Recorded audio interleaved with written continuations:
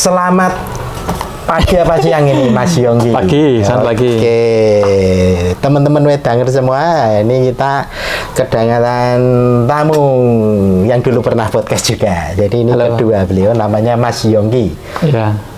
Dosen juga penulis buku. Dan saat ini beliau juga punya buku baru. Nanti kita ngobrol-ngobrol buku baru. Ternyata bukan buku akademis yang sebelumnya, lebih banyak serius gitu. Ini ya serius tapi formatnya novel. Kira-kira gitu ya.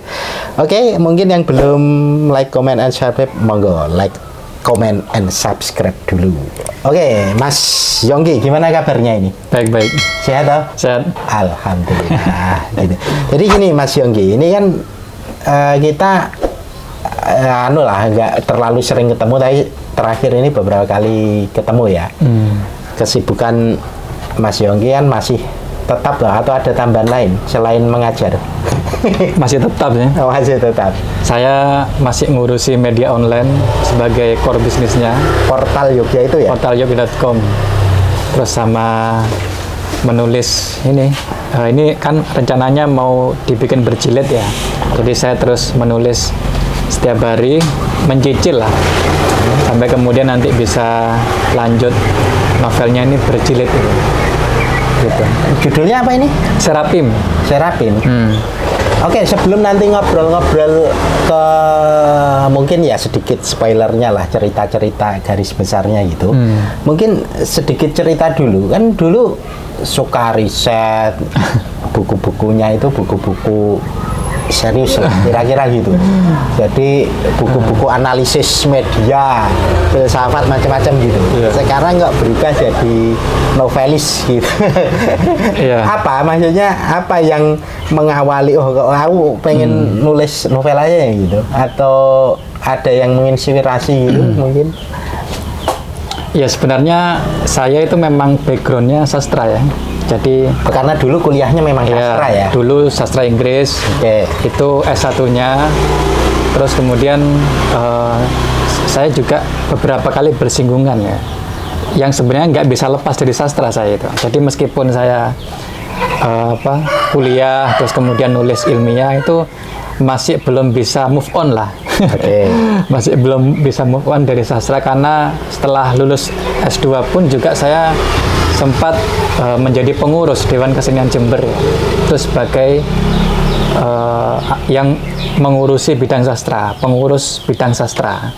Nah itu kan masih bersinggungan ya dengan sastra. Terus kemudian jadi meskipun fokusnya itu pada ilmiah, pada kajian, pada riset, itu sastra itu terus menghantui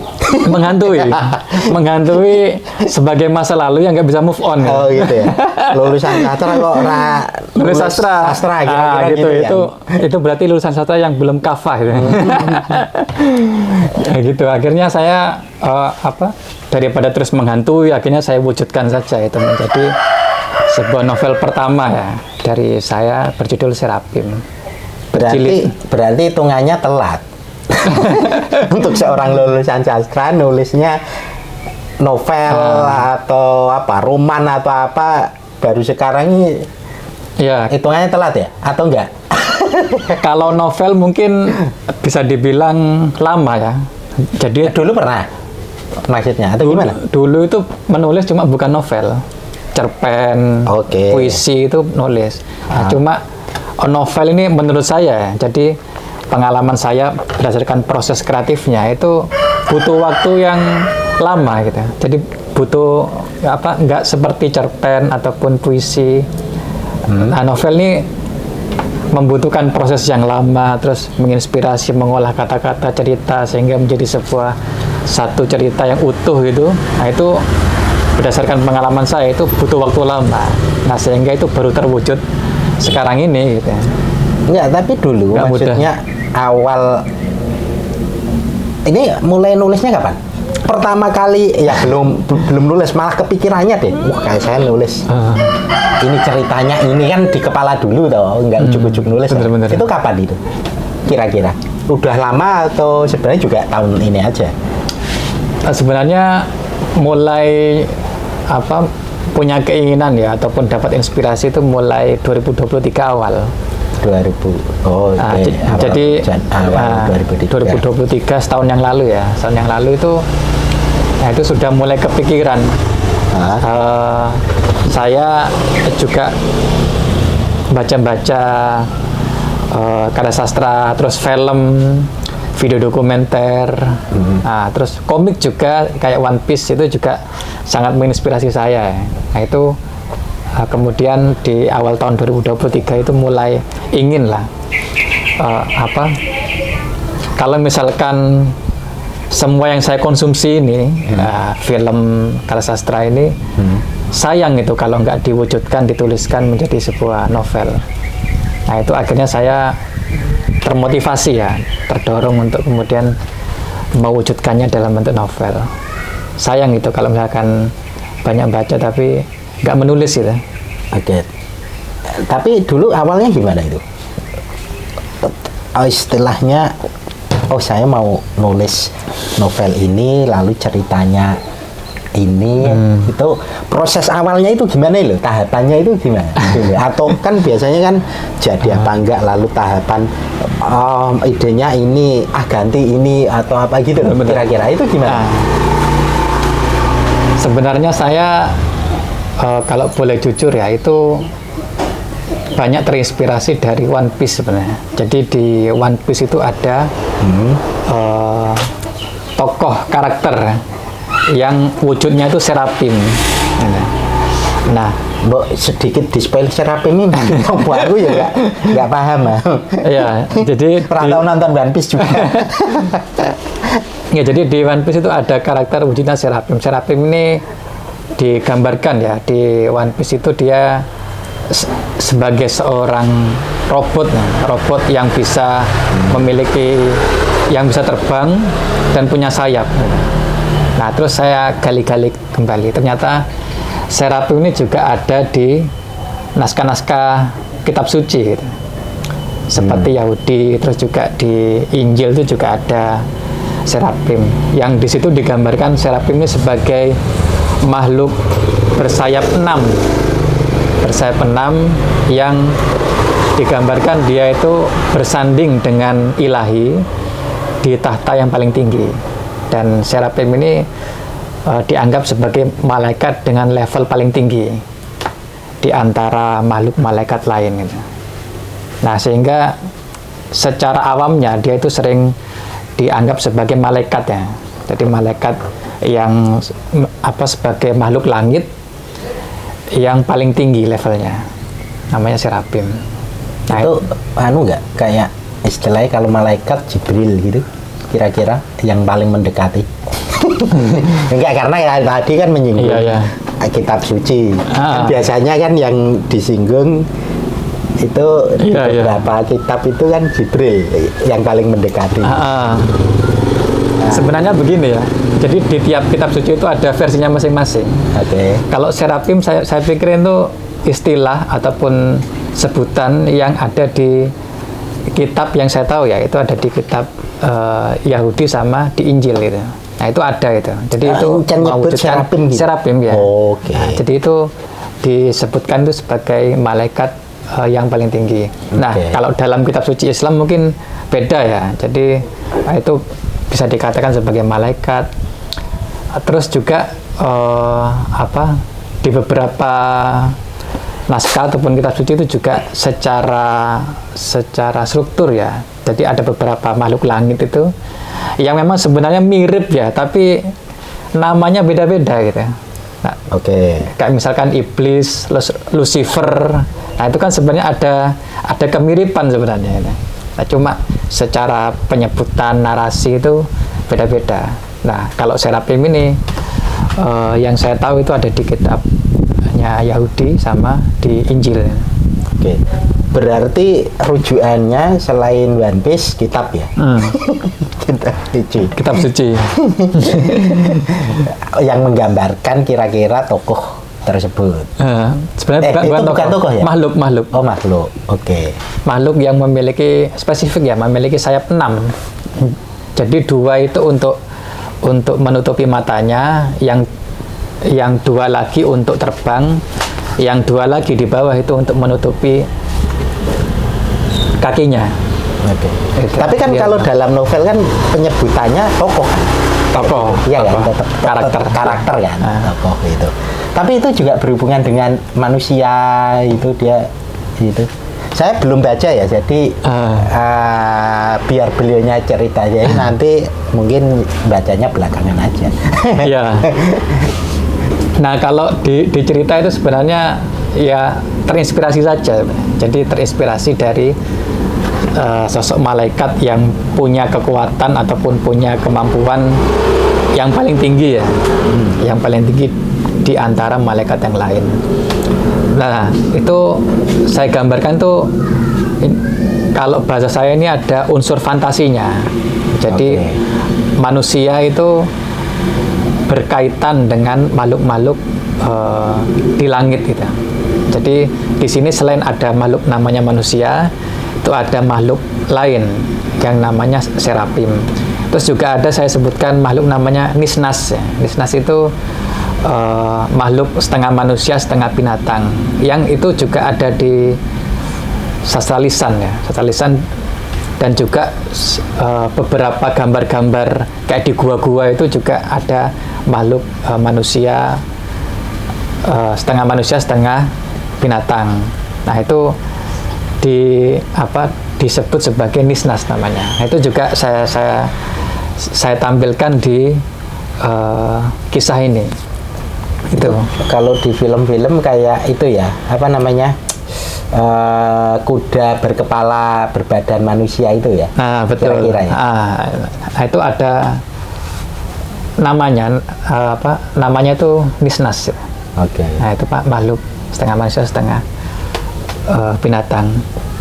Oke, ini kan sudah sedikit nyinggung, tapi nggak apa-apa, kita soal novel sendiri, kita kembali ke awal itu kan udah lama ya, maksudnya sebagai lulusan sastra dan belajarnya sastra itu udah cukup lama gitu, lalu baru nulisnya dalam arti terwujud ya tahun ini. Dulu pernah nyoba atau sebenarnya juga nggak pernah? Karena sebenarnya dulu saya pernah nyoba dapat 1 lembar nggak terus misalkan. Saya dulu seneng baca novel loh, seneng coba nulis selembar nggak lanjut gitu. Dan itu katanya banyak terjadi, orang nulis berhenti gitu. Ya juga terjadi gitu atau gimana? Iya. Nah makanya saya bilang tadi ya, berdasarkan pengalaman saya itu proses nulis novel itulah yang paling sulit. Daripada karya sastra yang lain. Ini berdasarkan pengalaman saya. Jadi kalau ini sedikit cerita ya. Jadi di awal 2023 itu saya sudah fix ya memutuskan akan menulis novel. Saya bayangkan itu akan selesai 2 atau 3 bulan ya. Nah, ternyata prosesnya itu selama 12 bulan ya, 11 sampai 12 bulan. Januari sampai Desember 2023. Dan ini kenapa saya bilang sulit ya, ini saya sudah 4 kali ganti naskah ya. Nah, jadi nulis ganti itu maksudnya revisi atau benar-benar ganti? Ganti total. Nah, jadi nulis sampai 20 halaman, terus saya baca-baca lagi kok nggak srek ya. Akhirnya saya ganti total, tokoh-tokohnya, narasinya. Nah, itu semuanya saya ganti total. Masih terus dengan nyoba lagi. cerita yang sama? Cerita sama. Oh. Nah, terus nyoba lagi. Sampai 20 halaman, 30 halaman. Wah, kok nggak nggak srek gitu. Akhirnya ganti lagi sampai ke 4 kali.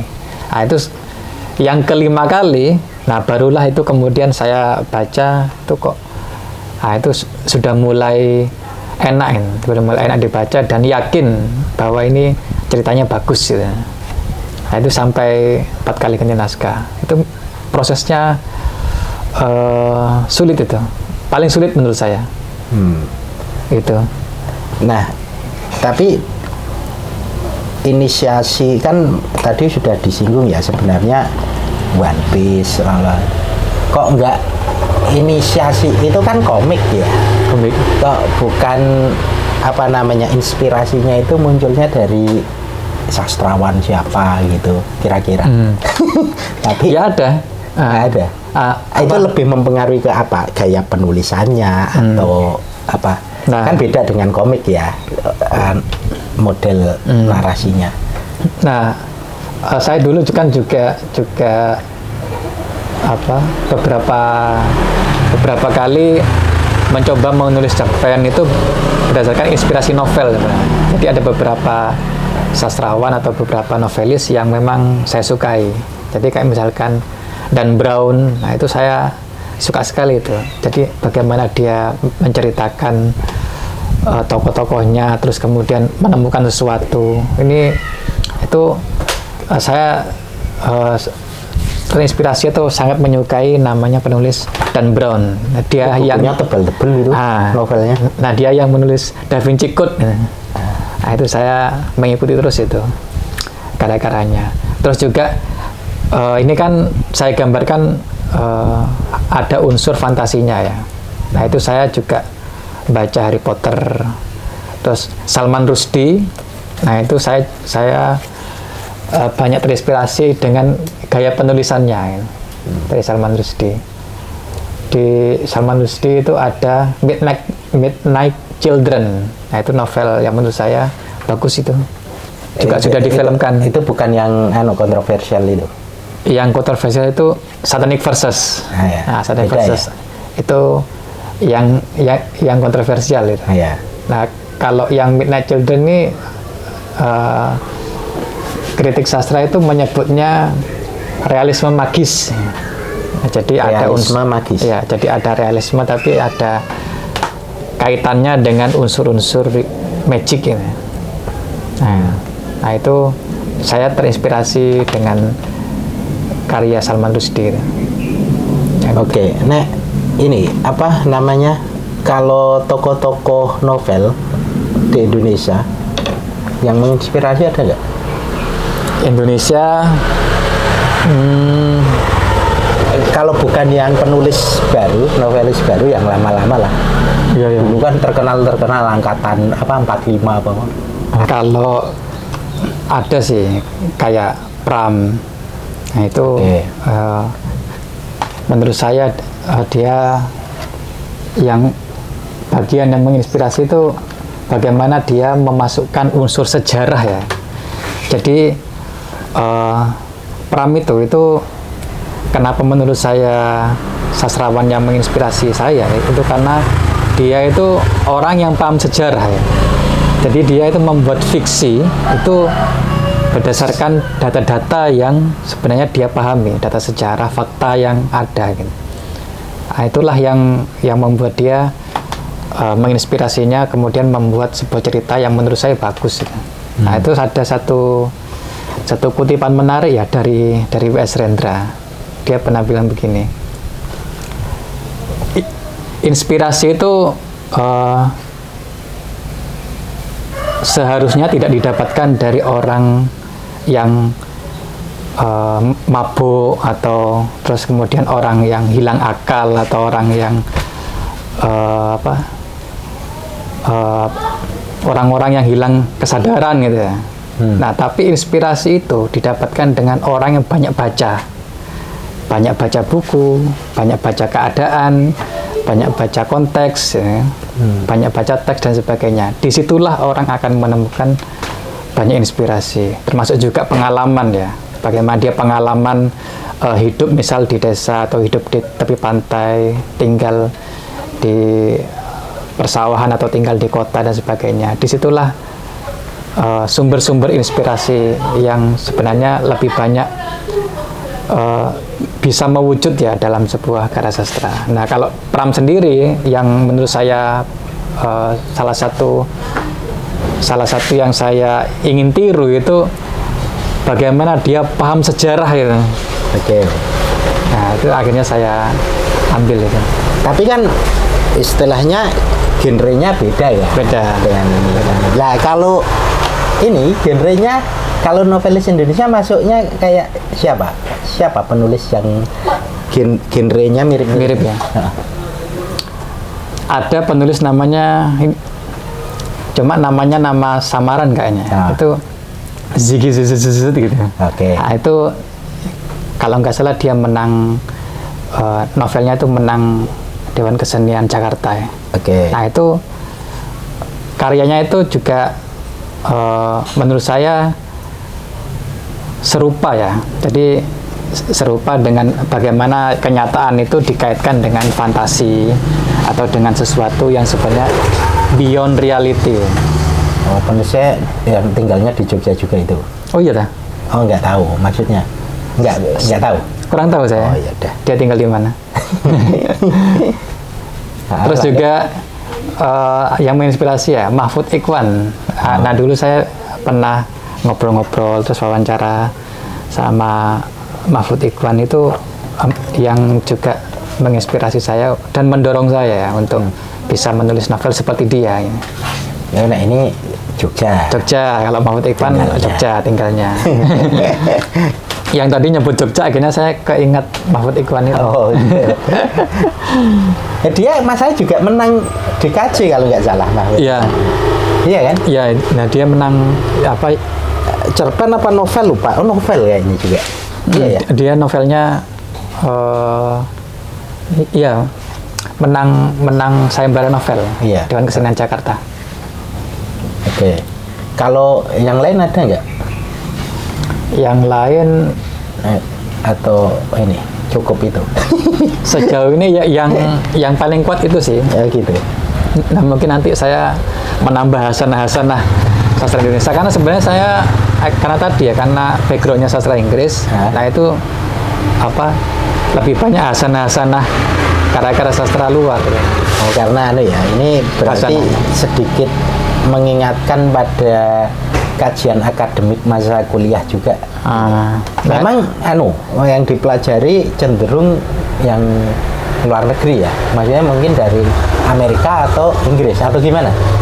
Karena sastra Inggris ya, iya. Nah, karena sastra Inggris dia mempelajari karya-karya sastra yang lahir mulai dari Inggris lama sampai kemudian sastra lisan ya, mulai dari sastra lisannya di Inggris itu sampai kemudian sastra yang paling postmodern sampai sekarang. Nah itu dipelajari itu. Kalau posmo kan berarti nggak mesti di Inggris atau juga iso neng Amerika tokohnya gitu juga. Iya. Karena saya kan ini ya jurusannya sastra Inggris. Nah itu lebih pada konteks Inggrisnya ya. Jadi sebenarnya secara definisi juga masih enggak masih enggak fix gitu. Jadi ada yang bilang Inggris itu karya sastra yang lahir di Inggris atau lahir dalam konteks Inggris. Kan Inggris waktu itu ada penjajahan ya, kolonialisme. Itu juga bisa dikatakan enggak hanya lahir di Inggris tapi juga ada dalam konteks kolonialisme Inggris gitu. Lah ya maksudnya dia apakah konteksnya geografis Inggris dalam konteks geografis negara kewilayahan atau juga Inggris yang berarti kebahasaan yang dipakai dia di mana misalnya Amerika pakai bahasa Inggris atau mungkin Australia atau yang lain muncul sastra di sana itu dibahas nggak juga atau beda? Ya dibahas. Nah kan sebenarnya Amerika itu kan sejarahnya kan jajahan Inggris kan. Nah, jadi ada beberapa states di sana itu sebenarnya itu juga jajahan Inggris kayak York. Nah itu di Inggris ada wilayah namanya York. Sekarang jadi New York.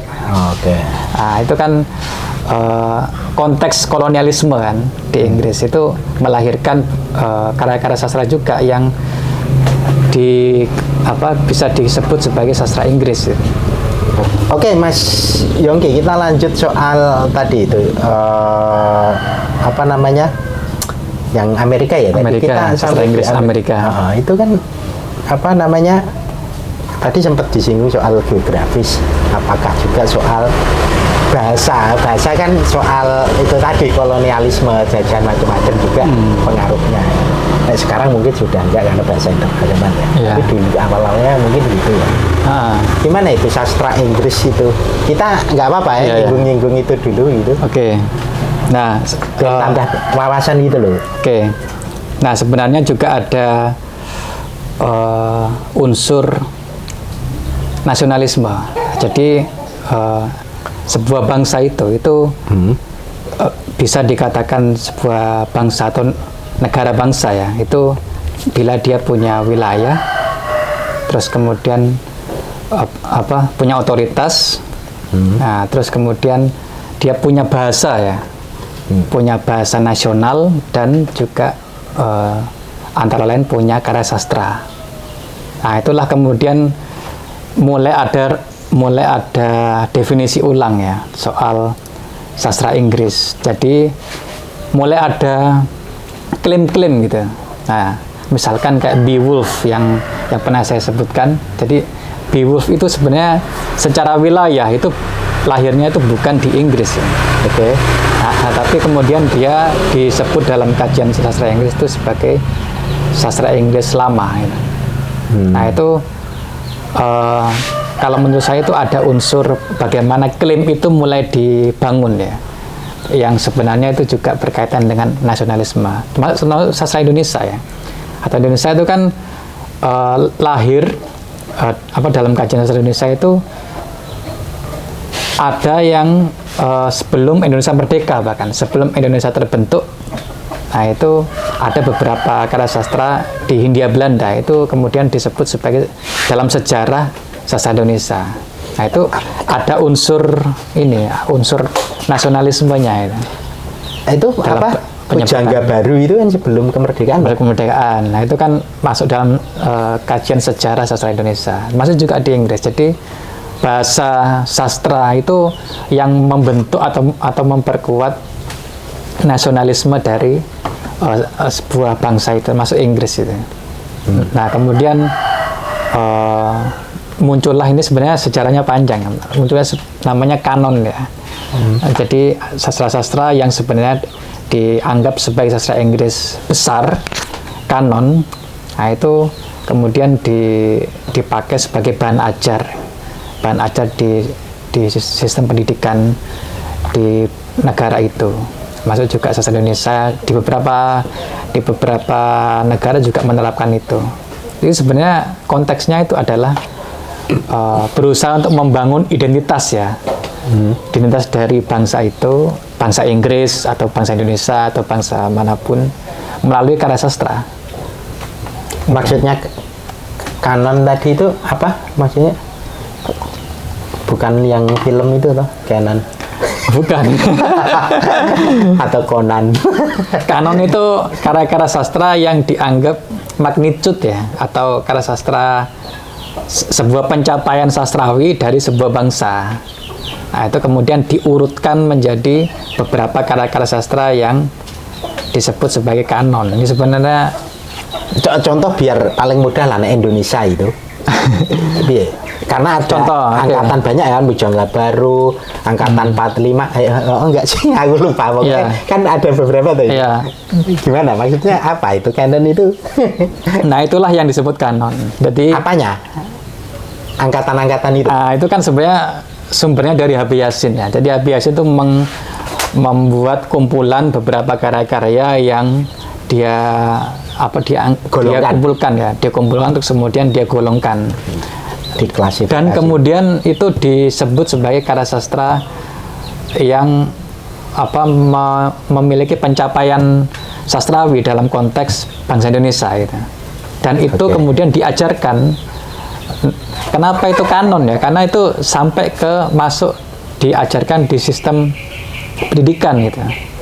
Jadi karya-karya sastra itu dianggap sebagai karya sastra Indonesia yang memiliki pencapaian yang sastrawi yang baik lah. Berarti dalam bayangan saya Amerika, Inggris, Rusia, Jepang yang ada sastranya gitu kan, nggak pelajaran itu dia sudah memiliki berbagai karya dengan berbagai penulis lah gitu kira-kira yang mereka bisa golongkan itu. Iya, dan itu ada kaitannya dengan bangsanya. Jadi dia berusaha untuk membangun identitas itu melalui karya sastra yang kemudian dia jadikan sebagai kanonnya itu, yang diajarkan itu sampai ke sistem pendidikan. Kalau yang apa Menubuh, namanya? mengakar. Uni Soviet apa Rusia itu dulu yang terkenal siapa itu? Chekhov. Anton Chekhov. Lalu kalau Inggris Ada berapa sih? Apa? Inggris itu novelnya terkenal itu. Pakai BBB siapa sih? Banyak bahasa Inggris. Enggak, yang sangat fenomenal. Inggris itu penulis. Apa? Lupa saya. Nanti kita cari. Banyak bahasa Inggris.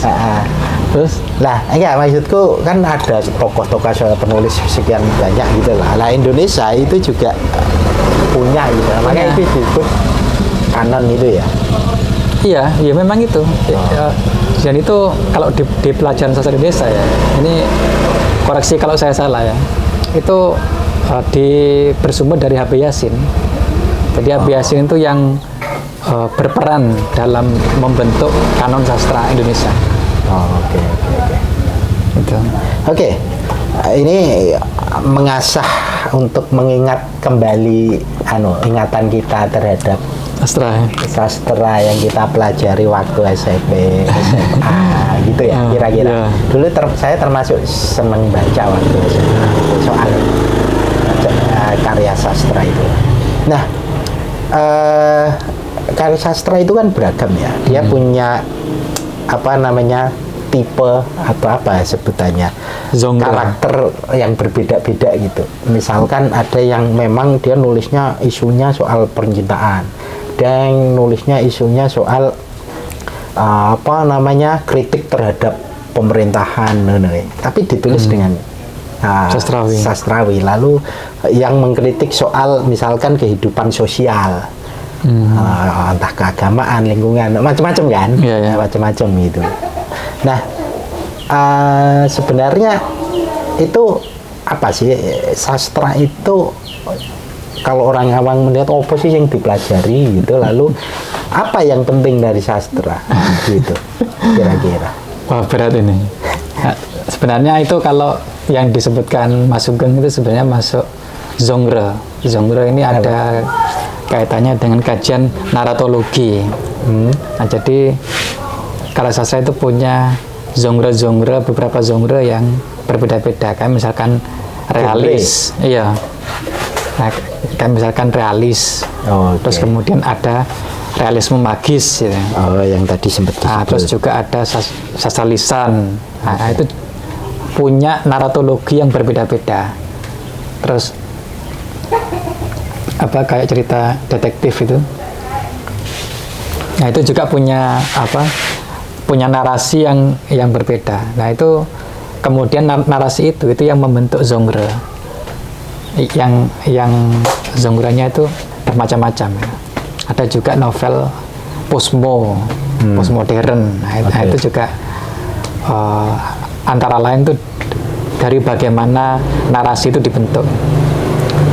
Saya dulu suka itu loh, penulis dari Bali, udah angkatan 10, nggak tahu masih udah meninggal ya. Siapa? Novelis itu, dia gaya bertuturnya asik, lucu. Lupa aja ya. Dulu pernah di Jogja kok, kalau namanya siapa ya?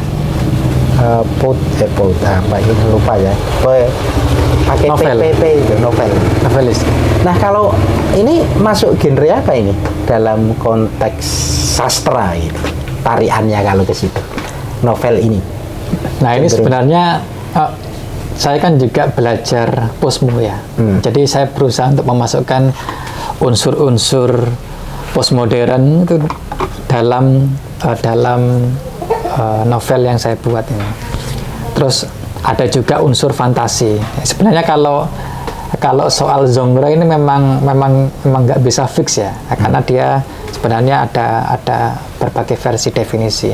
Cuma yang mungkin saya bisa katakan unsur-unsurnya itu berusaha untuk saya masukkan unsur fantasi, terus unsur postmodern, terus unsur realisme magis. Nah, itu berusaha saya masukkan dalam novel ini. Nah, jadi yang memotivasi saya sebenarnya saya ingin memperkaya saja, memperkaya sebuah kehidupan manusia itu nggak hanya sekedar hubungan antar manusia saja, tapi juga ada hubungan makhluk yang magis.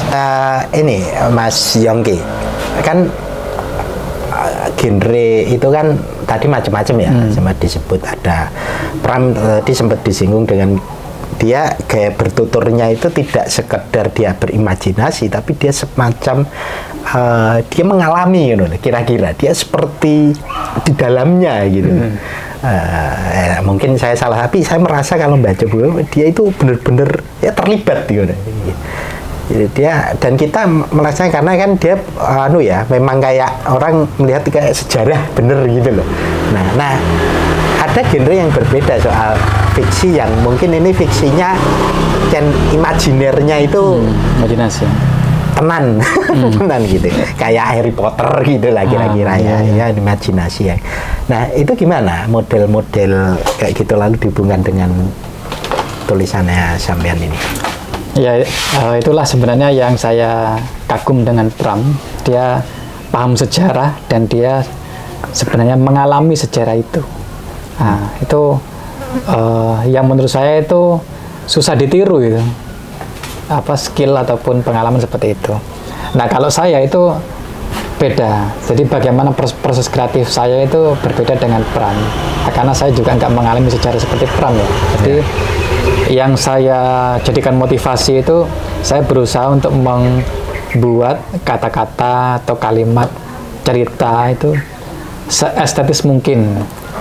Jadi di sini itu ada satu tokoh namanya Seva. Nah, Seva ini dia akhirnya dihukum di tiang gantungan, terus dia dipukuli oleh Algojo. Terus setelah dia dipukul sampai tulang-tulangnya retak, terus kemudian dia diarak keliling kota dan rakyat yang melihatnya itu boleh melemparnya, menghinanya, mengata-ngatainya. Terus setelah diarak keliling kota dia dipancung. Setelah itu dia didiamkan selama 2 hari dan setelah itu dibakar. Terus sampai kemudian jenazahnya menjadi abu dan hilang dari sejarah.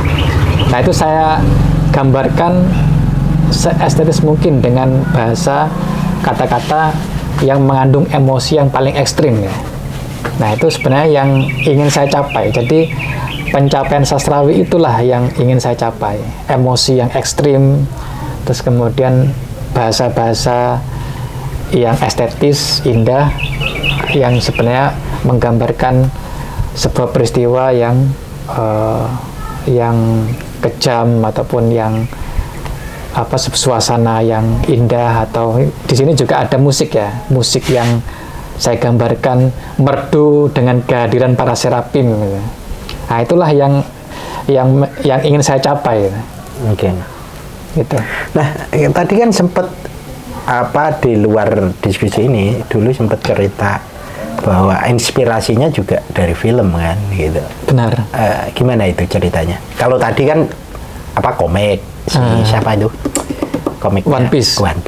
Lalu ada novelis kitab suci, lalu juga mungkin beberapa novelis. Tapi ini film gitu. Gimana itu kalau film ini gimana? Film apa lalu apa sih yang menginspirasi? Film yang sangat menginspirasi lahirnya novel ini itu adalah Parfum. Itu sebenarnya novel ya, novel yang difilmkan. Itu yang menggambarkan ya. Jadi ada tokoh yang sensitif terhadap bau. Nah, dia itu punya bakat, dia bisa sensitif ya terhadap peka terhadap berbagai macam bau. Nah, terus akhirnya dia berusaha untuk membuat parfum seharum mungkin. Nah, sampai kemudian dia menemukan bahwa bau yang paling harum itu adalah bau wanita. Nah, itu saya terinspirasi dari film itu.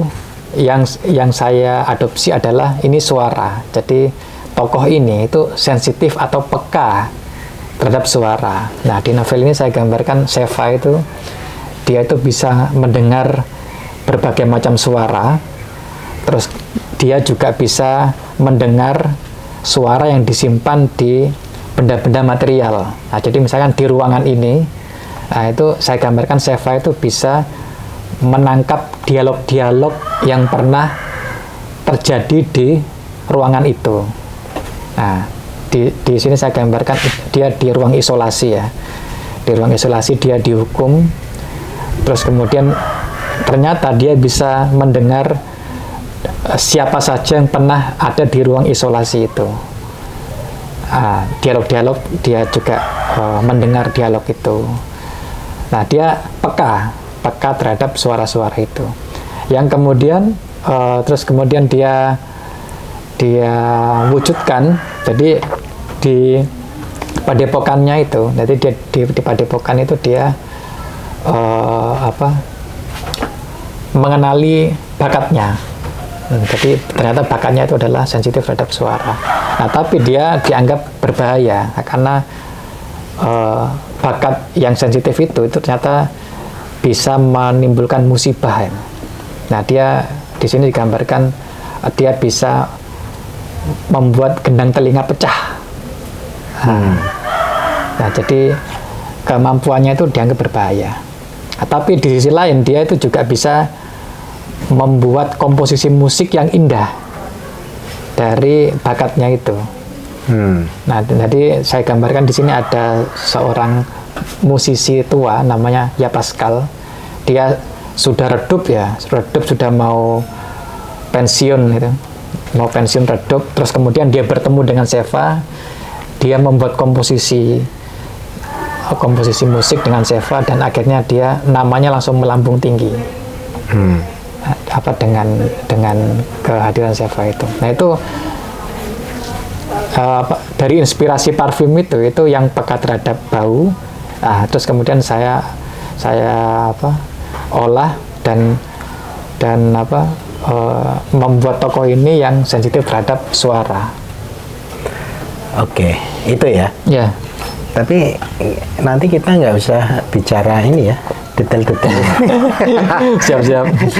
Nanti teman-teman kalau tertarik itu bisa nanti baca-baca sendiri.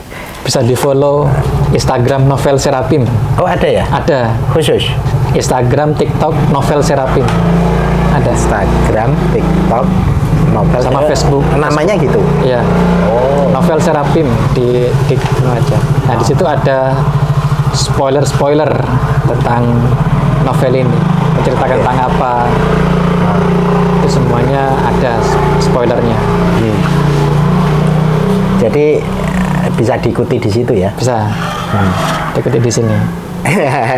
Enggak, nanti dicantumin di apa itu yang narasi itu kan bisa. Oh, siap. Deskripsi. Nah, terakhir ya, terakhirnya ya kira-kira masih 10-15. Berat pertanyaannya. Ya, kalau ini kan sebenarnya kita sudah ngobrol, cuma tadi terpotong karena kameranya overhead gitu. Nah, terakhir ya, kan ini soal perkembangan sastra di Indonesia. Jadi kalau tadi kita bicara sedikit menyinggung sastra yang pelajarannya Mas Yonggi zaman biyen macam-macam kan, sastra macam-macam, kanan macam-macam. Lalu saat ini dunia sastra Indonesia ini seperti apa? Satu, seperti apa dalam konteks ininya, kualitas atau produktivitasnya. Satu. Kedua, dalam konteks ininya, pasarnya, peminat. Orang saat ini minat nggak sih dengan karya sastra gitu, dalam konteks tulis ya, karena dulu banyak yang sudah bukan terpinggirkan, tapi media-media sosial digital saat ini kan sepertinya menjadi kegemaran yang lain gitu loh kira-kira. Gimana ini pandangannya Yonggi yang juga sebenarnya memanfaatkan media sosial, memanfaatkan dunia digital juga kan gitu. Kira-kira gimana? Ya, sebenarnya sangat kompleks ya jawabannya. Jadi kalau misalkan sastra masih diminati, masih banyak buku-buku yang laris gitu. buku-buku novel yang laris. Meskipun itu ada yang menganggap itu sebagai novel pop atau teen lit gitu. Itu juga sebenarnya karya sastra itu menurut saya. Dan itu lumayan laris, kayak misalkan Terelie, itu kan novel-novel yang laris. Terus kemudian Layangan Putus itu sampai dibuatkan film ya, film sama the movie-nya itu. Nah, itu masih diminati dan laris itu. Loh, kalau konteksnya sastrawan malah saya teringat yang sefakultas dengan kita Eka Kurniawan, ada Putut EA, itu kan juga sastrawan yang punya nama besar lah dalam konteks sastra ya. Eka Kurniawan malah mendunia kira-kira gitu. Benar. Nah, itu gimana itu ininya? Maksudnya ternyata masih hidup lah dalam tanda kutip ininya mungkin dari segi bisnisnya, tapi proses kreatifnya juga terus gitu loh. Gimana? Iya, kalau yang Eka Kurniawan memang saya baca memang dia bagus ya, secara penulisan juga secara ide itu juga menarik menurut saya. Ya itu memang bagian dari perkembangan sastra Indonesia kekinian. Cuma kita juga jangan lupakan ada beberapa karya-karya sastra yang eksis ya, yang kan tadi dikatakan diminati ya. Yeah. Ya, yang banyak peminatnya, yang juga laris itu ya. Itu novel-novel yang sebenarnya novel pop ya, novel populer gitu. Yeah. Kayak misalkan Andrea Hirata itu dapat penghargaan dari salah satu universitas di Inggris lah, bayangkan. Nah, itu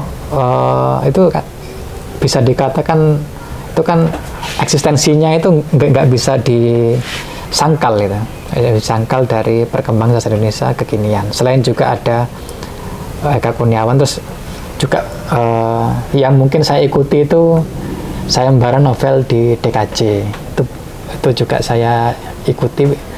Terus penghargaan sastra Katulistiwa. Nah itu beberapa karya sastra yang update, yang eksis, yang berkembang gitu. Nah cuma yang barangkali yang bisa dikatakan meluas ya, bahkan sampai laris sampai ke seluruh dunia, itu yang tadi saya katakan itu Pram.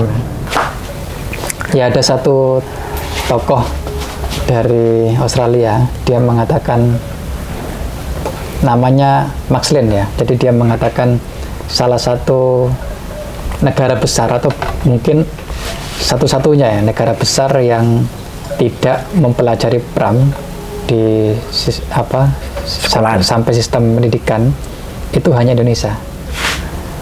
Di Amerika Pram dipelajari, bahkan di beberapa pendidikan di negara-negara lain itu masuk dalam kurikulum pendidikan di sana. Nah, itu menunjukkan sebenarnya Pram ini jangkauannya itu sudah sampai meluas ke dunia, yang susah ditandingi.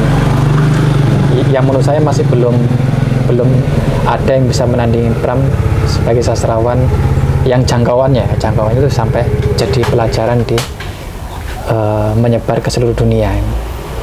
Oke, kalau tadi sempat menyinggung Max Lin ya nyebutnya. Itu yang dulu juga mengomentari bahwa penerus Pram itu Eka Kurniawan kalau saat ini gitu. Yang itu juga satu fakultas dengan kita dan memang dia mendunia lah. Bukunya, novelnya banyak diterjemahkan di berbagai bahasa gitu. Nah, menurut sampean gimana itu? Ya, karena membicarakan Pram sih. Iya. Sebenarnya yang saya katakan tadi, belum ada yang bisa menandingi, meskipun ada yang berusaha untuk menyerupai ya. Nah, sebenarnya yang membedakan Pram dengan Eka, menurut saya ini Pram itu mengalami sendiri sejarah yang dia tuliskan di karyanya, sejarah mulai dari penjajahan Belanda, penjajahan Inggris, bahkan sampai Jepang, sampai Indonesia merdeka. Nah itu dia alami sendiri. Terus kemudian dia tangkap fakta mentalnya, terus kemudian dia jadikan karya sastra. Nah, kalau Eka Kurniawan menurut saya agak berjarak ya dari sejarah ya. Misalkan dia gambarkan di Cantik Itu Luka, penjajahan pada saat itu, nah itu akan ada jarak dia dengan sejarah yang dia tampilkan. Sebenarnya itu nggak jadi masalah sih sebenarnya. Ada satu penulis ya, saya lupa namanya. Dia menulis soal Papua, terus Tanah Tabu kalau nggak salah. Nah, dia kalau nggak salah menang penghargaan novel. Dia menggambarkan Papua, tapi dia tidak pernah ke Papua. Nah, gitu. Jadi kan ada jarak ya. Jadi ada jarak antara apa yang dia gambarkan dengan dirinya sendiri. Nah, menurut saya itu nggak jadi masalah. Cuma itu hanya diferensiasi antara penulis satu plus yang lain. Terus itu juga masalah proses kreatif ya. Nah, kayak misalkan saya itu proses kreatifnya itu bukan mengalami terus menuliskannya, tapi berdasarkan pada pencapaian estetis sastrawi yang ingin saya kejar ini. Jadi diferensiasi itu sebenarnya yang membedakan ya antara bagaimana dia membuat karya sastra, apa yang ingin dia capai, gaya penulisannya itu seperti apa, dan inspirasinya bagaimana. Gitu. Oke, mungkin gitu Mas Yongki, kita ngobrol udah kurang lebih satu. Menarik sebenarnya, saya mau nerusin tanya, cuma takutnya nanti molor kebanyakan. Tapi terakhir deh, boleh deh spill sebenarnya ini kalau bisa didapat di tadi akun yang sempat di ini apa tadi? Ya. Di Instagram. Ya, ini ada akun Facebook, TikTok, sama Instagram. Nah, itu namanya Novel Serapim. Nah, itu coba di search aja di Facebook, TikTok maupun Instagram, Novel Serapim. Nah, di situ ada spoiler tentang apa isinya novel ini, terus daftar isinya, dan di situ juga ada link untuk pesan atau beli di mana. Ada itu. Ada semua di sana. Secara silakan harga, di-follow. Sana udah ada. Sudah ada lengkap, mulai dari harga, daftar isi. Di sini nggak perlu disebutkan. Sinopsis. Nah, kalau di sini boleh disebutkan. Oh, boleh. Berapa itu? 65.000. 65.000. Oke. Jadi buku ini kira-kira nanti bisa dibaca teman-teman seharga 65.000 ya? Ya, betul. Oke, apalagi yang kurang ya sebelum kita tutup?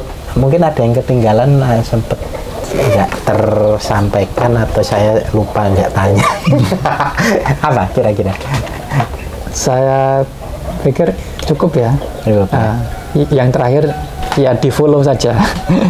Di-follow semua akunnya, nanti diulang lagi deh. Apa akunnya? Novel Serapim. Jadi sama dengan judulnya. Namanya Serapim. sama semua, Instagram, TikTok. Iya. Oke. Novel Serapim, di search aja. Nah, itu di-follow. Nah, itu nanti teman-teman akan mendapatkan spoiler plus ini kan rencananya kan berjilid ya. Jadi ini masih jilid 1 ini. Nanti jilid 2-nya seperti apa, jilid 3-nya seperti apa. Di situ semuanya lengkap informasinya. Soal waktu kapan keluarnya jangan ditanya. Jilid 2. Ya enggak tahu, ini masih proses gitu. Nanti diinfokan di medsos. Oke, mungkin gitu ya Mas Yongki. Ya, terima kasih Mas Sugeng. Kita sudah ngobrol-ngobrol banyak, sebenarnya memang nggak spesifik bahas khusus novelnya karena nanti biar teman-teman juga banyak, tapi sedikit banyak sudah ada gambaran gitu ya kira-kira, lalu dikaitkan dengan sastra saat ini dan mungkin hubungannya dengan dunia akademik sastra yang sempat dipelajari Mas Yongki, kira-kira gitu kan. Ininya mungkin gitu ya Mas Yongki. Makasih sudah mampir wedangannya Warung Halaman ini yang kedua gitu. Nanti kapan-kapan yang ketiga boleh apa gitu. Siap. Mau bicara politik. Jilid 2. Iya. Jadi sampean itu kan ahli postmodern. Kalau nanti bisa ngobrol soal ini apa namanya dunia politik yang hiperrealitas. Itu jagonya. Ada tulisannya juga soal itu hiperrealitas. Siapa tokoe? Jean Baudrillard. Oh, Jean Baudrillard. Tulisannya opo ya? Prancis ya? Iya. Oke. Itu hiperrealitas. Boleh deh kapan-kapan? Boleh, iya. Soal politik deh. Siap. Hiperrealitas deh. Itu kan menarik itu. Siap. Oke ya. Makasih. Terima kasih Mas Sugeng. Mampir wedangnya ya, sampai entek karena kita sudah bolak-balik. Monggo ya. Ya. Yuk, mari.